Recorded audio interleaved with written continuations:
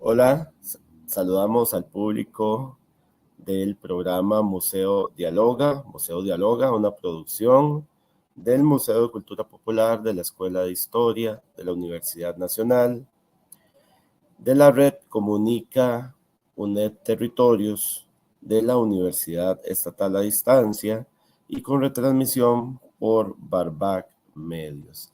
Saludamos entonces a todo el público que nos acompañe y que va a disfrutar de esta transmisión, de este programa. Y el día de hoy, bueno, tenemos un invitado internacional. Vamos a conversar con el doctor Renato Fonseca de Arruda. Con él vamos a platicar en portugués. Es una persona, bueno, que tiene amplios conocimientos en patrimonio cultural, es doctor en patrimonio, además es historiador, profesor de historia, museología, investigador. Y bueno, más sobre la trayectoria de Renato vamos a conocer en el transcurso de la entrevista.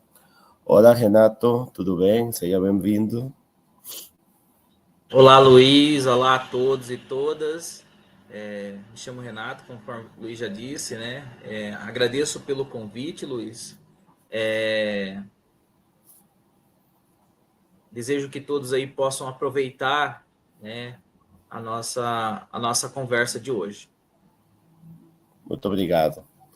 Bom, vamos começar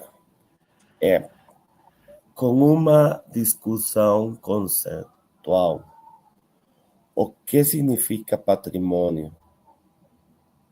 Frequentemente a gente fala patrimônio material, patrimônio imaterial, se fala de patrimônio biocultural, mas como você analisa e define o conceito do patrimônio, Renato? Luiz, em duas palavras, eu defino o conceito de patrimônio cultural como um instrumento de luta, um instrumento que serve para pensar as transformações sociais, para garantir direitos muitas vezes visto como menor, como o direito à memória, né, à história, e que muitas vezes ela é colocada, né, como secundária por parte dos gestores públicos, né? Então, o patrimônio, para mim, Luiz, ele serve, um instrumento para a vida no sentido de pensar os laços de solidariedade, fortalecimento de identidades, né, fortalecimento de grupos na garantia de direitos, né, principalmente porque essa reflexão ela vem desse meu lugar, né, do meu lugar onde eu me compreendo e me formei enquanto sujeito histórico, né, que é na fronteira com a Bolívia, no Brasil, no centro geodésico da América do Sul.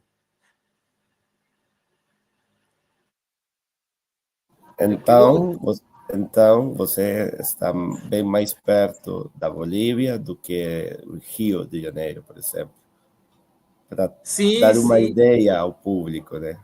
Sim, sim. Aqui, Luiz, eu estou a 70 quilômetros da Bolívia, né, de São Matias, e que fica próximo a uma cidade, São Inácio de Velasco, que ela é uma cidade construída no período da expansão jesuítica, no século XVIII, XVI, aqui na América do Sul.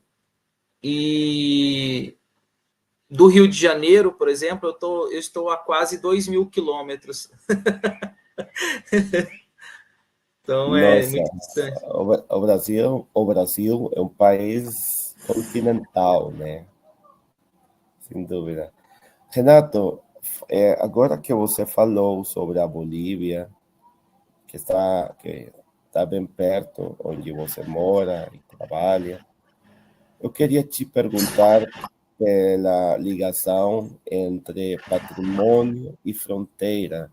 Patrimônio fronteiriço, podemos falar, esse cruzamento cultural que consiga se manifestar através do patrimônio cultural.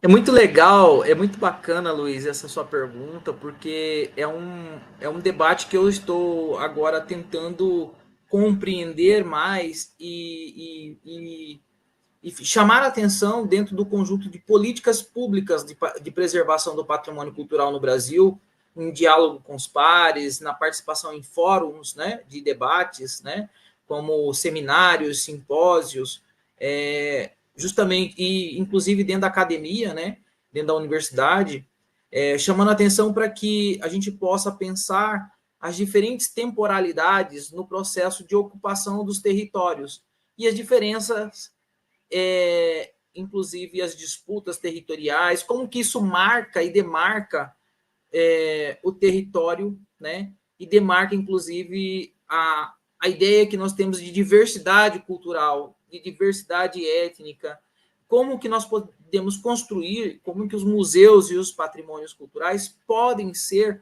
o elo entre essas diferenças, né? E aí, aqui a gente tem o Marco do Jauru, né, que ele foi fixado em 1754, aqui na fronteira com a Bolívia, né, na foz do rio Jauru. E esse marco, né, ele ainda demarca até hoje as fronteiras culturais, né, existentes e oriundas desse processo de ocupação desse território da América do Sul, que do lado a oeste era os espanhóis, lado leste, os lado dos portugueses, né?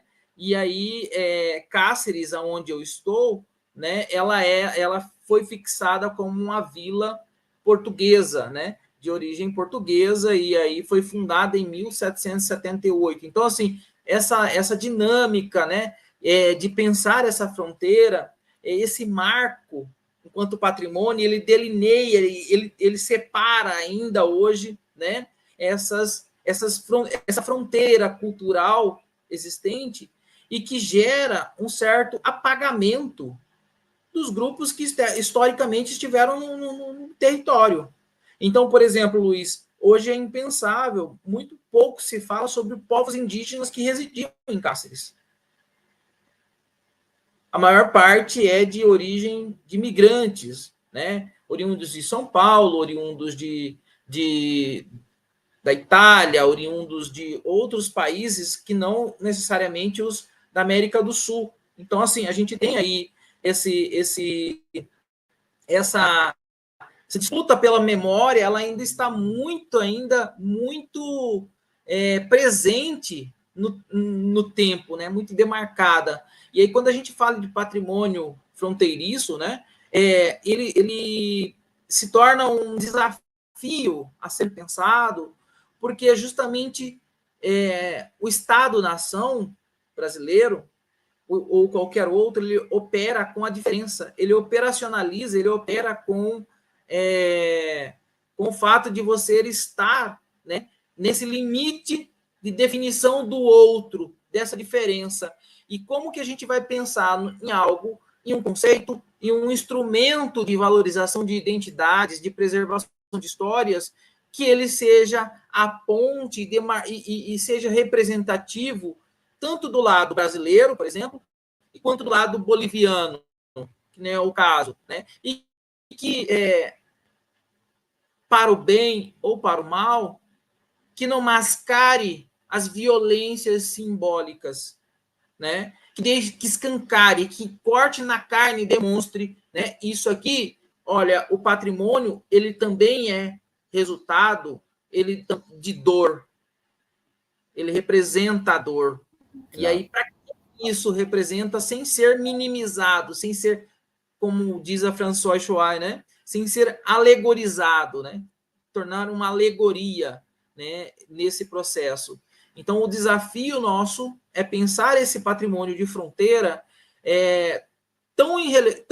tão relevante, tão importante, quanto aquele, por exemplo, aqui no Brasil, Luiz, que foi oriundo do processo de colonização dos portugueses no século XVII, XVIII, XVII, XVIII, XIX, né, ou mesmo XX, daqueles que estão a oeste do Tratado de Tordesilhas, né, no território brasileiro, né?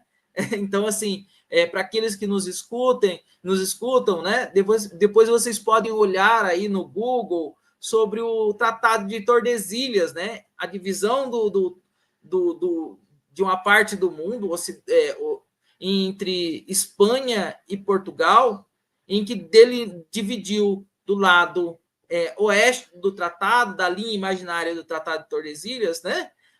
De território de Espanha, do lado leste, o território de Portugal. E aí, nesse processo, né, Luiz, a gente vê um desafio muito grande de se pensar esse patrimônio, que ele traga essas diferenças, que ele represente, né, sem mascarar a dor, que ele não se torne apenas um instrumento do turismo, né, como no sentido de minimizar e potencializar a economia local, mas que vangloria, em certa medida, né, a barbárie, né, a violência, como a gente tem casos aqui, né, de estátuas aqui no Brasil, monumentos, né, que representam os colonizadores que massacraram os povos indígenas, dizimaram os povos indígenas em determinadas regiões, né, ou mesmo aqui em Mato Grosso, que é um processo muito recente, da década de 70, 1970, gente.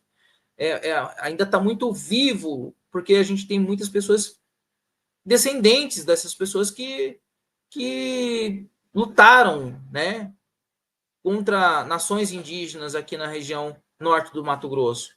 E aí, como que a gente vai pensar essa fronteira, Luiz, tanto do ponto de vista da fronteira com nações, né, que é o caso, por exemplo, nações como a Bolívia, né, nação boliviana, que está mais ao nosso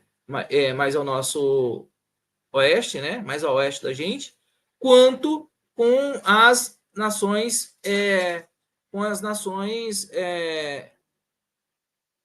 indígenas, né, com os povos indígenas que ocuparam e que ocupam parte desse território.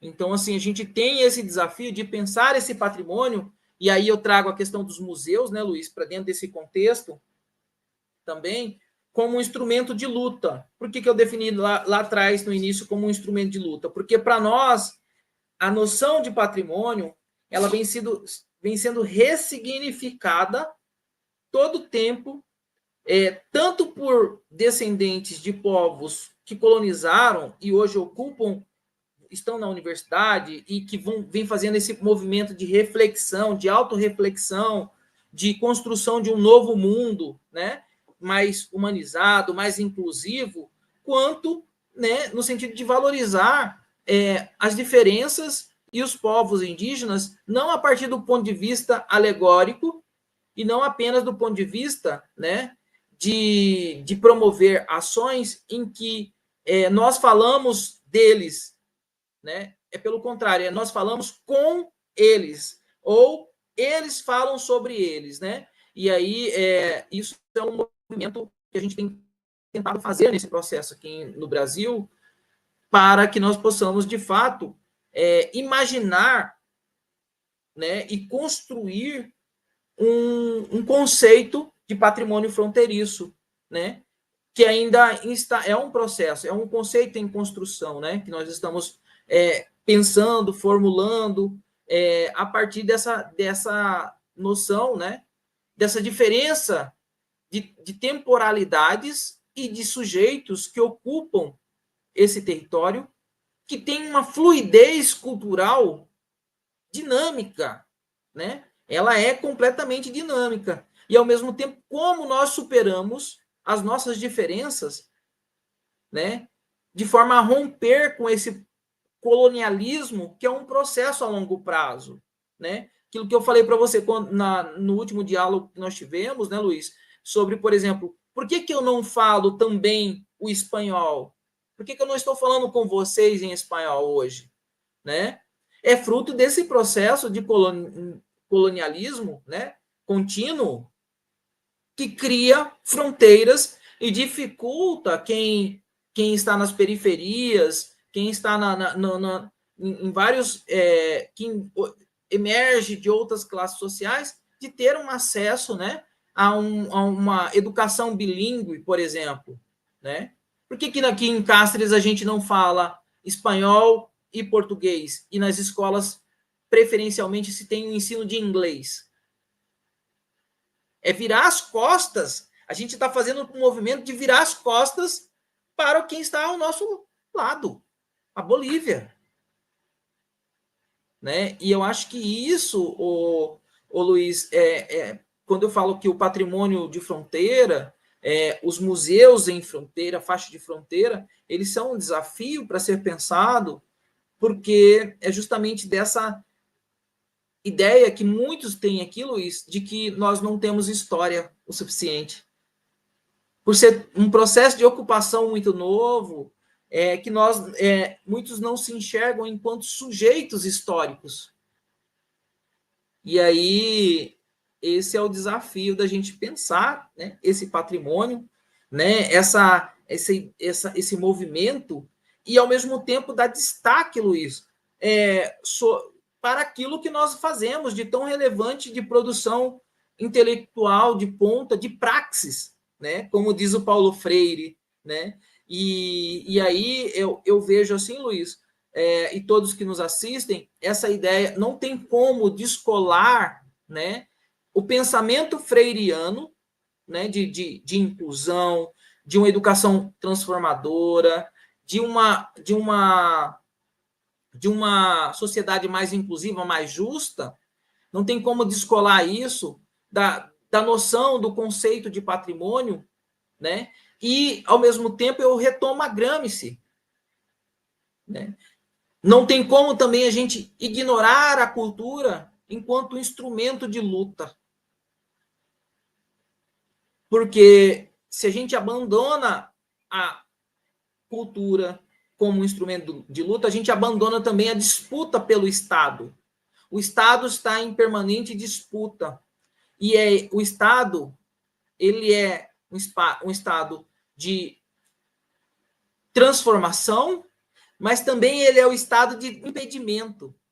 Como é que o Estado brasileiro, né, a instituição Estado brasileiro, ou costarriquenho, ou boliviano, eles atuam, operacionalizam a partir dos seus sujeitos na transformação da realidade social para o bem e para o mal, né? No sentido positivo, mas também eles impedem uma transformação que ascendem e façam emergir grupos, Luiz, sociais que estão historicamente marginalizados, que vivem a linha da margem da pobreza, né? que têm as suas histórias apagadas, suprimidas, né?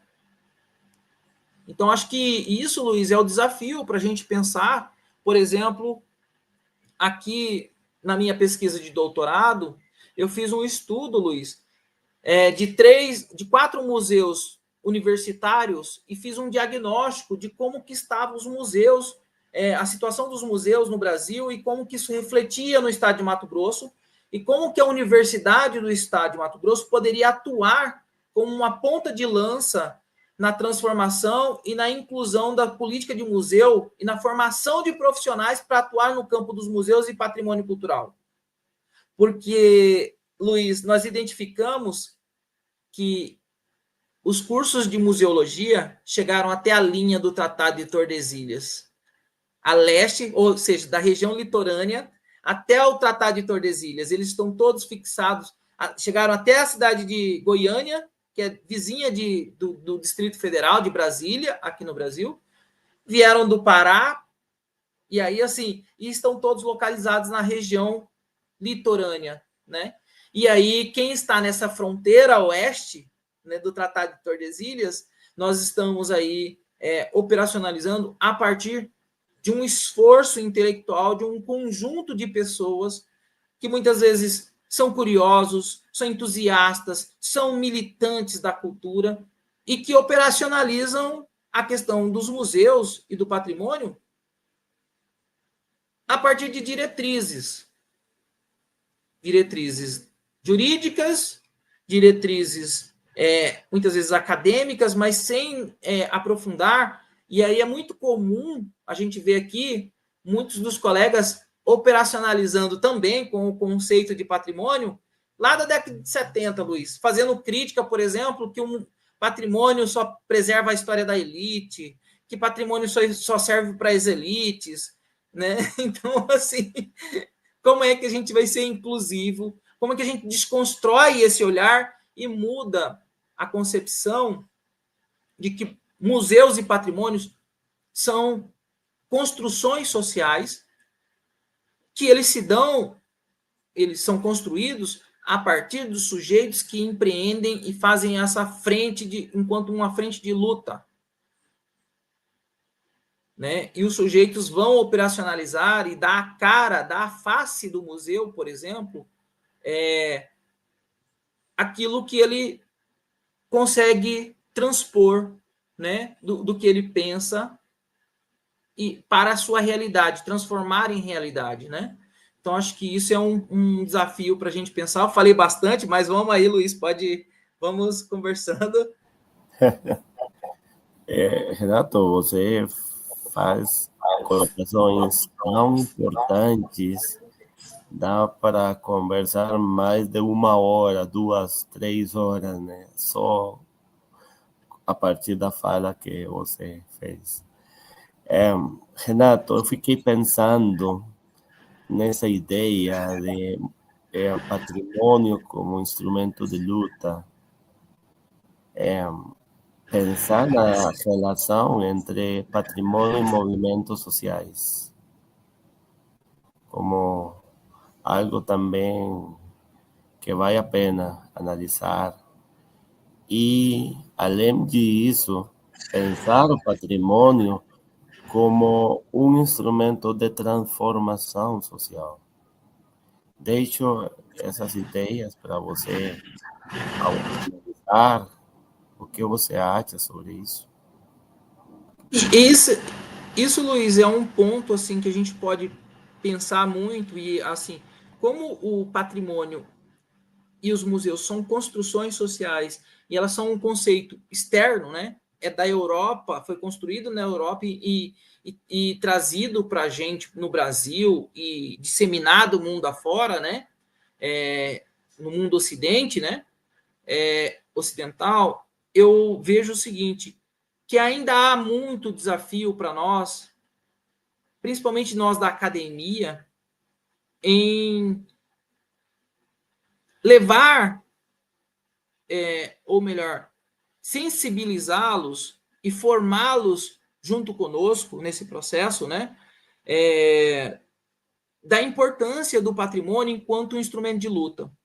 Mas eu vejo um movimento muito legal aqui no Brasil, né? Que isso vem de 2003, mais acentuadamente no Brasil, né?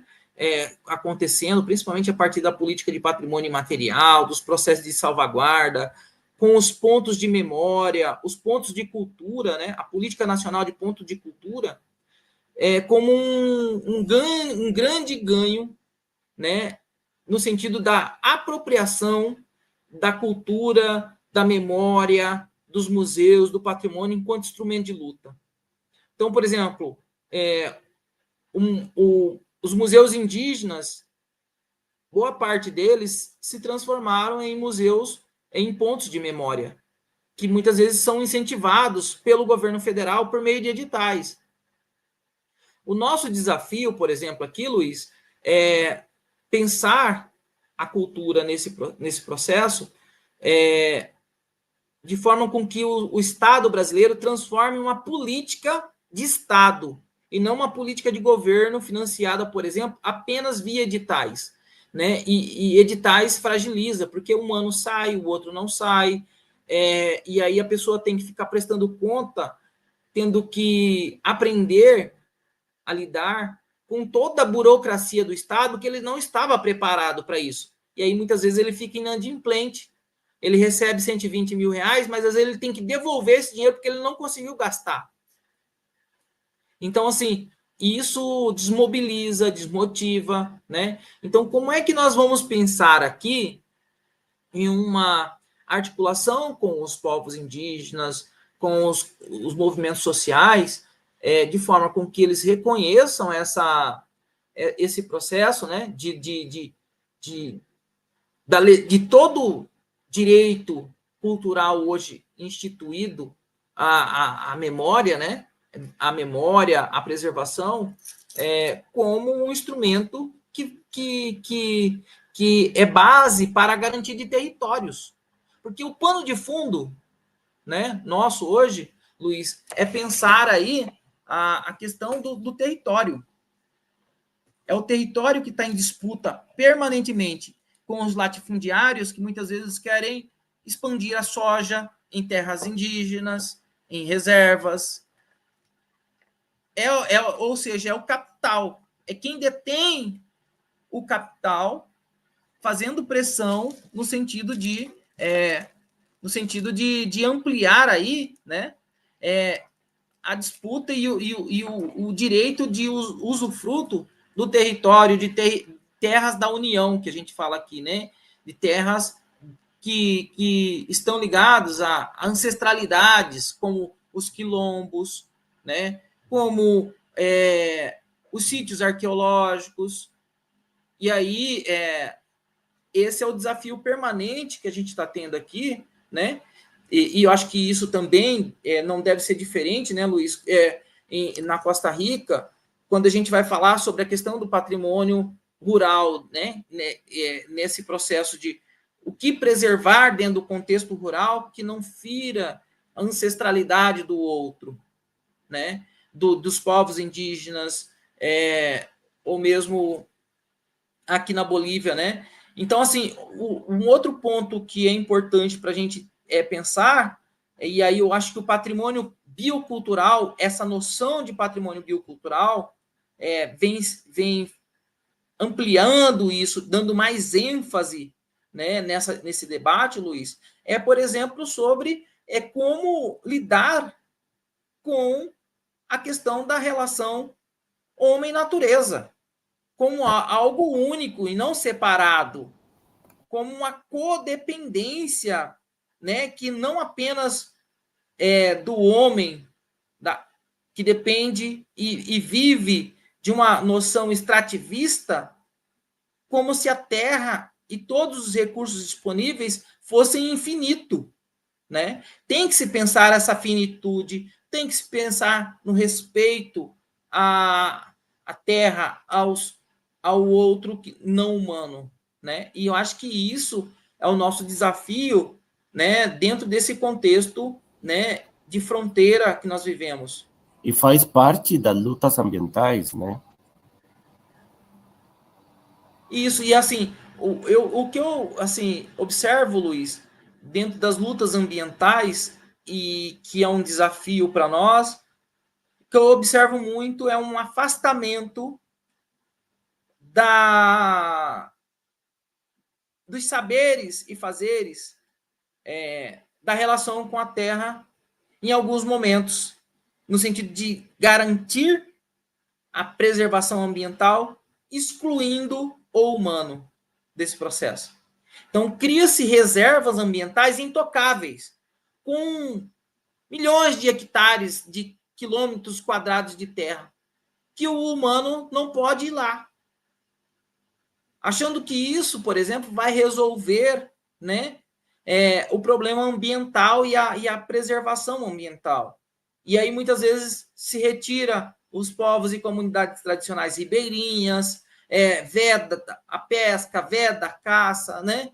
Então, assim, eu acho que isso ainda tem que ser repensado, né?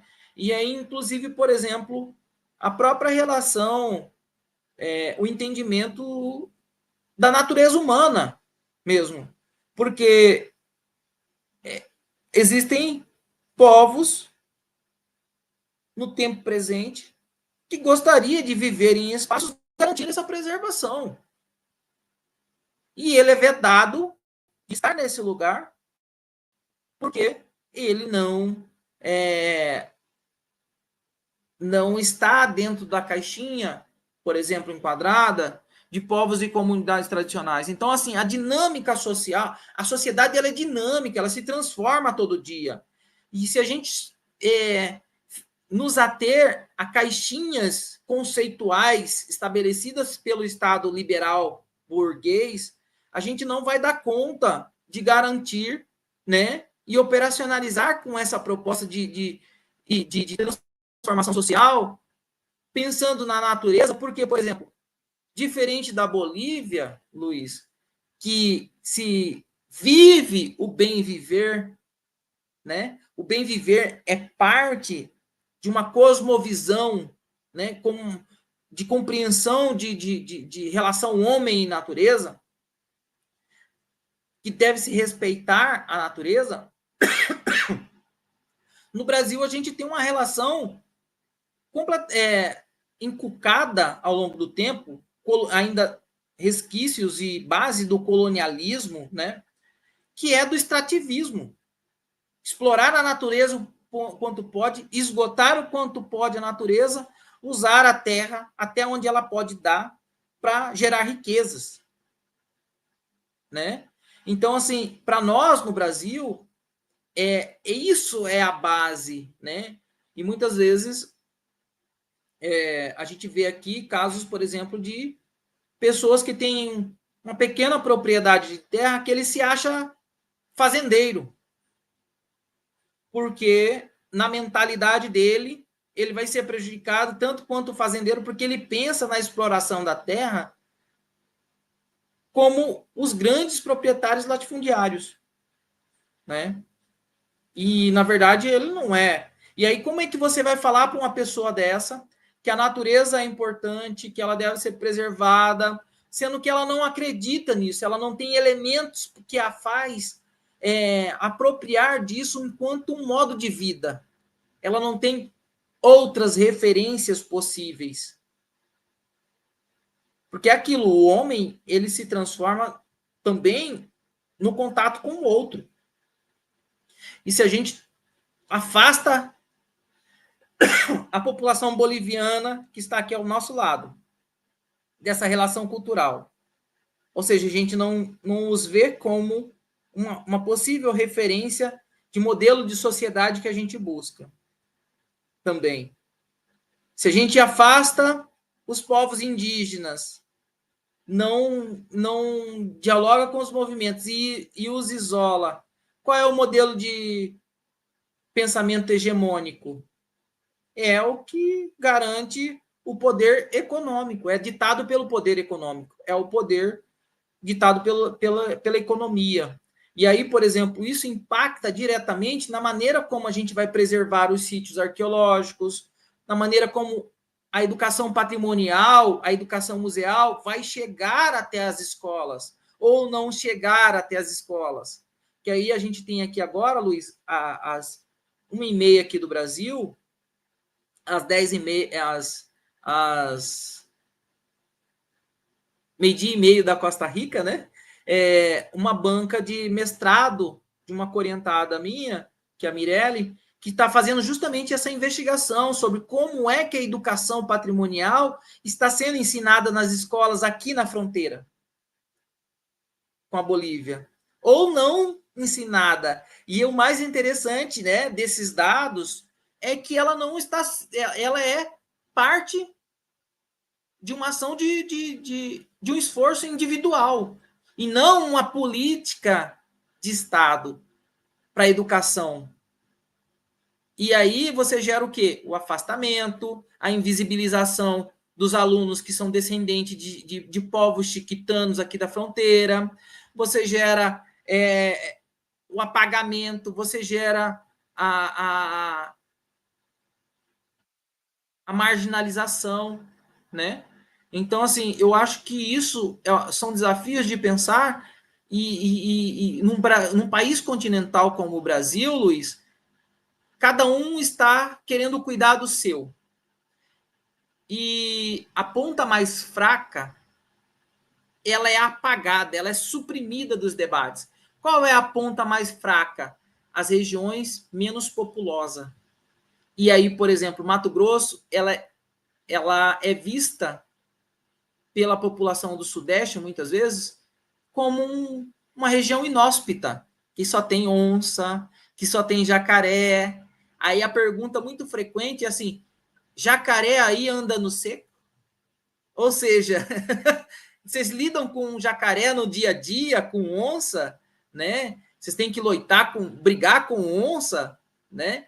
E para nós, assim, ou seja, isso é uma forma de diminuir a violência e, aí, e não escancarar a inexistência da ação do Estado no sentido de garantir a defesa de memórias, né?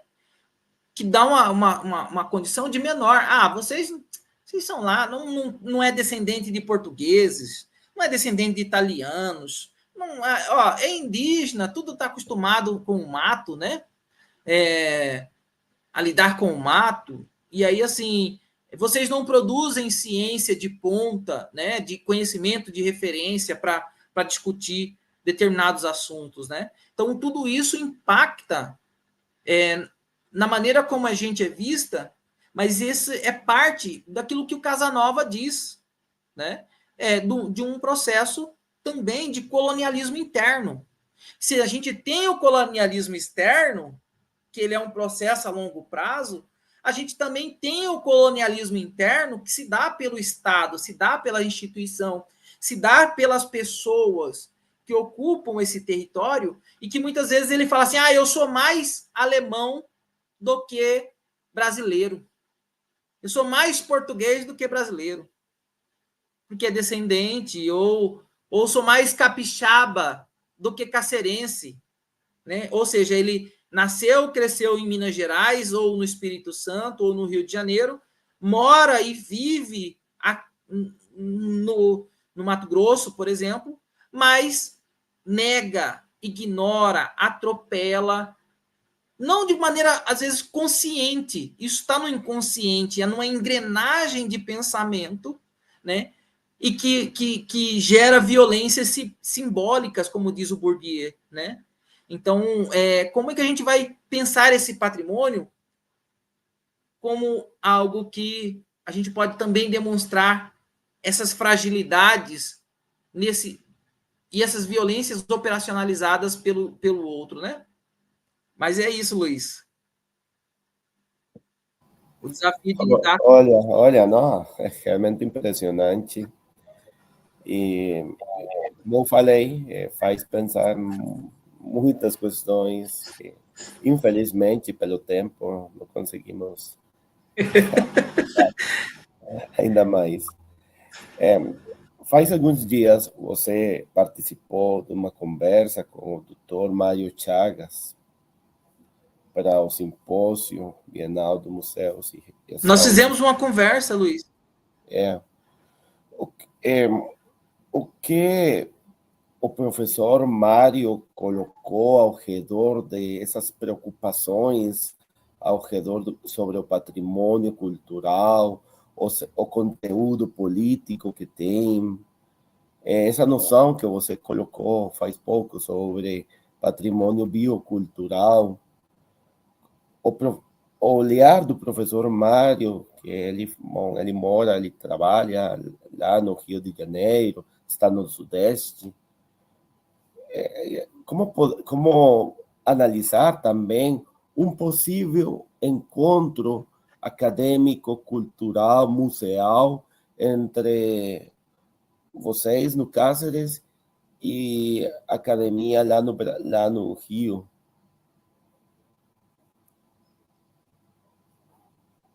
Luiz, assim, assim, para mim foi uma satisfação muito grande, uma honra, né? E eu sou muito grato a toda a comissão organizadora do Simpósio Bienal, né, de Museus e Gestão Cultural, coordenado por você, por toda uma equipe, por proporcionar, né, aquele espaço de diálogo com o professor Mário Chagas, porque é difícil a gente encontrar a agenda dele né? E ao mesmo tempo da gente pensar sobre o Brasil a partir de diferentes olhares, né? E isso foi muito bacana, porque o professor Mário Chagas é uma inspiração nossa no pensamento museal, né? No Brasil. E aí eu contei para ele um pouco das nossas experiências, né? E ele trouxe, por exemplo, o debate, e a gente aprofundou, fizemos uma reflexão, né? E ele trouxe como ele gosta de pensar o museu enquanto encruzilhadas, né? Muito associada à ideia de encruzilhada aos povos de matriz africana, né? Que é o lugar de encontro, que é o lugar da divergência, que é o lugar do conflito, que é o lugar das tensões e o lugar das transformações também, né? E aí as encruzilhadas, elas trazem todo esse olhar. E essa ideia de museu, como nós estamos pensando aqui no Mato Grosso, né?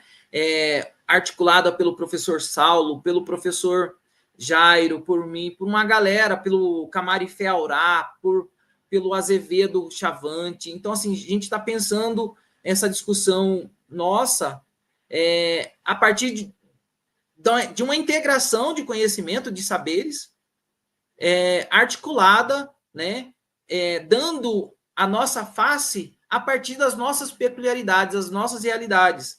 E aí foi muito interessante porque esse diálogo ele foi muito rico, Luiz, porque ajuda a gente a pensar, né, sobre as diferentes tipologias, a necessidade da gente sonhar, de pensar o museu também enquanto uma imaginação, um sonho. Ele pode ser aquilo que a gente sonha, e o museu é do tamanho do nosso sonho, né? Então, eu acho que isso, o museu, o patrimônio, ele pode ser do tamanho do nosso sonho, né? Como é que nós vamos trabalhar nesse sentido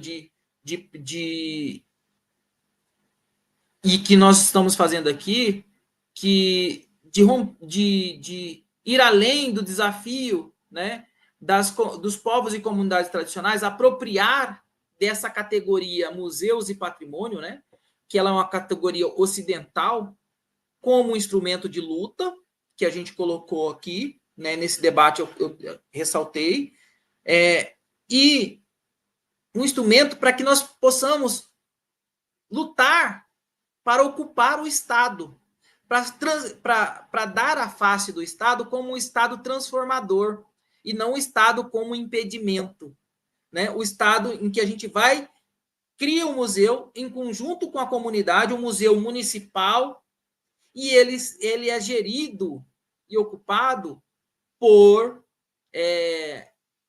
pela universidade, pelos povos indígenas, pela sociedade civil, em conjunto com o poder público municipal, ou o poder público estadual, ou o poder público federal. Isso está sendo uma construção, Luiz, recente no Brasil, porque assim a gente tem 2 modelos de gestão de museus, em síntese, né? Nós temos aqueles museus vinculados às instituições públicas e os museus particulares. E esses museus particulares, muitas vezes, vivem de editais. Que aí, quando eu digo museus particulares, são museus de diferentes formas. Por exemplo, museu individual, minha família tem aqui e tal, criamos um museu, né? Mas tem o museu de base comunitária. O museu de base comunitária, ele tem a natureza jurídica privada, sem fins lucrativos, mas é privada, particular. Então, como é que a gente vai pegar e dar uma nova face, por exemplo, em um outro ponto, por exemplo, nós temos aqui no Brasil, muito comum, o caso de museus estaduais, em que o Estado abre uma licitação, um edital, e uma organização social faz a gestão desse museu público. E aí, assim, essa gestão, ela é particular. Ela é completamente particular. É um grupo que forma a OS, é uma associação, né? E faz a gestão da maneira como ela tem know-how ali e propôs em plano de trabalho. Mas o modelo que nós estamos propondo e dialogando aqui, Luiz, é um modelo, por exemplo, em que a gente vai criar por lei, garantir que a responsabilidade do poder público, em conjunto com a gestão, em parceria com a universidade, em parceria com os povos indígenas ou com a comunidade tradicional. Ou seja, o Estado ele não passa a atuar apenas por edital ou abrindo espaço para que outro faça o trabalho dele. Não, ele tem que garantir o direito junto com os povos indígenas, junto com a comunidade tradicional. Então, a gente está pensando um novo modelo, né? Aí eu falei também com o Mário Chagas de um outro debate que nós estamos fazendo e que é um processo em construção, né? Que é o Museu Comunitário das Experivivências Transfronteiriças, que é aqui entre Cáceres, uma comunidade que fica na linha de divisa, né, entre Cáceres e a comunidade indígena que está na linha de divisa do lado boliviano. E ali a gente já está construindo esse museu para que ele seja um espaço de trocas de uma perspectiva não do museu tradicional, como o Museu Casa, né, mas sim do museu enquanto território, né, um museu de território, né, em que as casas das pessoas, cada uma das casas, são pontos de memória.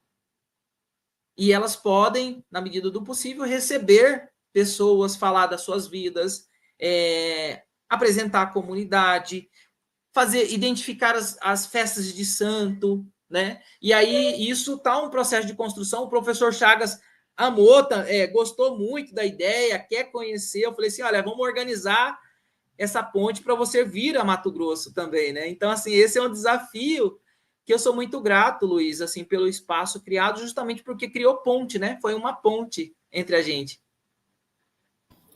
Bom, e chegamos ao final do programa. Foi uma hora muito maravilhosa para mim. O fato de escutar, aprender, conhecer sobre essa complexa realidade lá aí no Cáceres, né? Eu agradeço o seu tempo, Renato, e queria te perguntar, para finalizar o programa, quais são os principais desafios que têm os museus para se aproximar às pessoas? Agora que falou sobre essa possibilidade de abrir um museu para a história de vida, para gerar, inclusive, um patrimônio oral, um patrimônio histórico a partir daquilo que as pessoas têm vivido, têm lembrado, criar uma noção ainda mais plural ao redor do conceito de memória. Como você acha que os museus podem conseguir se aproximar ainda mais às pessoas, às comunidades? Que as pessoas e as comunidades possam sentir que o museu é importante, é significativo, vale a pena defendê-lo, vale a pena como instituição pública. Luiz, é uma excelente pergunta. Eu acredito assim que isso para nós é muito caro, porque a gente esbarra em vários desafios, né? Como trazer e sensibilizar a população de forma a entender que o museu, né, é esse espaço que merece ser defendido, preservado, né? E isso, Luiz, é desafiador porque a gente está falando de dois pontos de vista.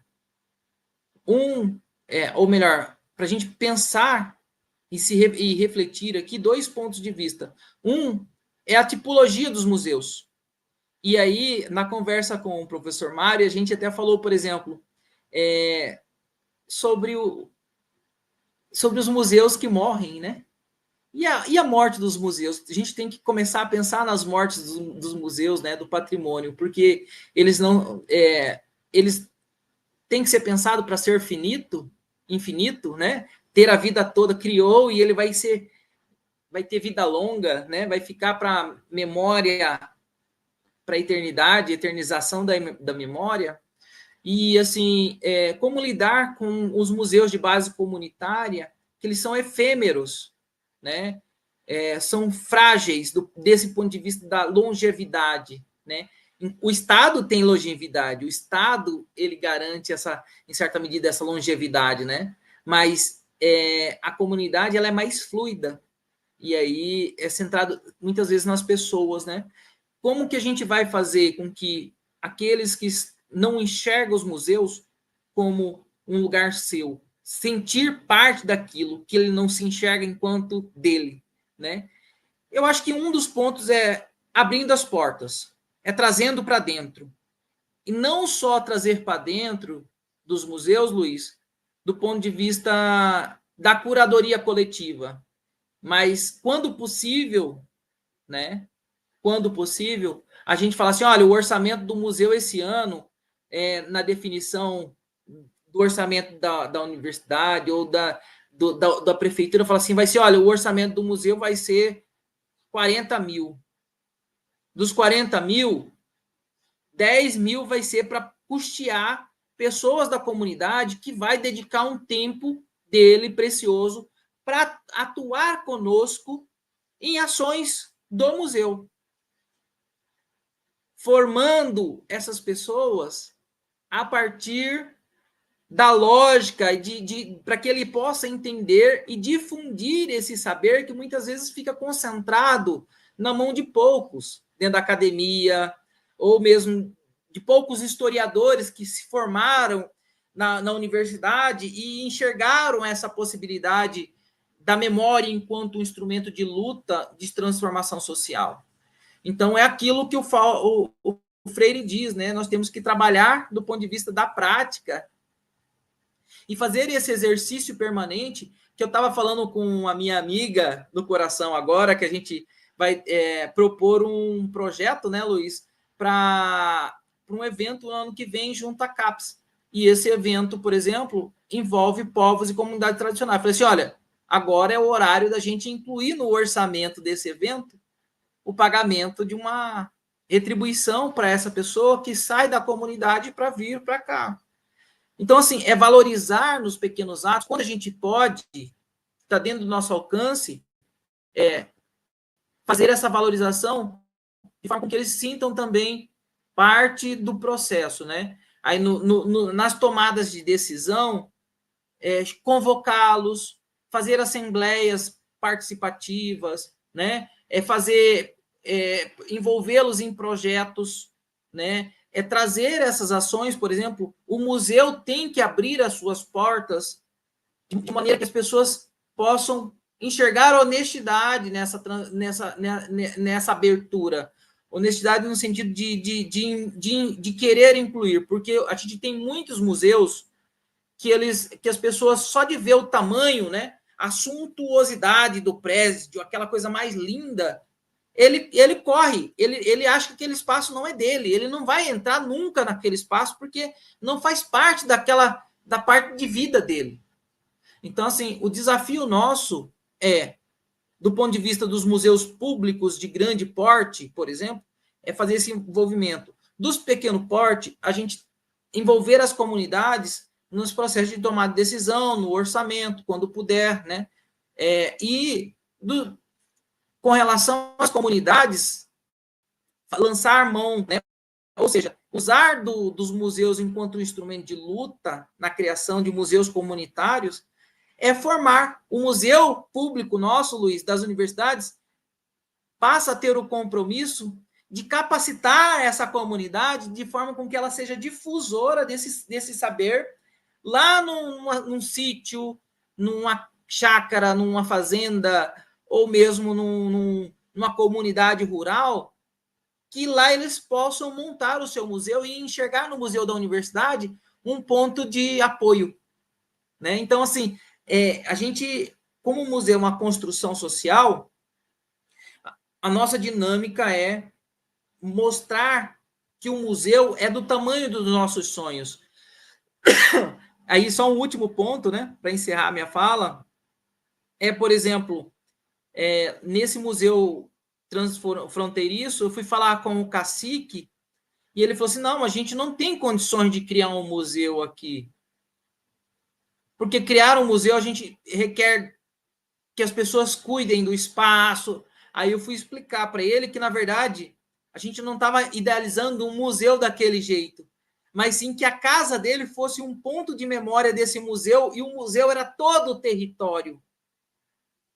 E aí que você demonstra que o museu é do tamanho dos nossos sonhos, que o museu é possível pensar aí, né, dentro dessa dinâmica de apropriação dos recursos do direito que nós temos, né, jurídicos e do Estado, enquanto um instrumento de transformação e não um instrumento de impedimento, né?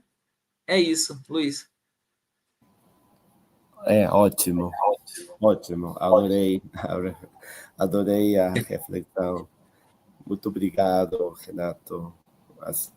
Tem sido uma hora muito rica, muito didática, permite a gente se sensibilizar sobre a potência do patrimônio. E isso eu agradeço. Eu que agradeço mais uma vez, Luiz, pelo espaço cedido. Muito obrigado a todos que nos assistem. O Luiz tem o meu contato, estou disponível aqui na região, no centro da América do Sul, tá, gente? E aguardando vocês aqui, Luiz, todos que possam nos visitar aqui em Cáceres, Mato Grosso, tá bom, gente? Um abraço a todos e a todas. Muito obrigado, Renato. Y agradecemos a todo el público que sigue el programa Museo Dialoga, una producción del Museo de Cultura Popular, de la Escuela de Historia, de la Universidad Nacional de Costa Rica y de la Red Comunica Unir Territorios de la Universidad Estatal a Distancia de Costa Rica, con transmisión por Barbac Medios. Nos vemos en una próxima edición de su programa Museo Dialoga.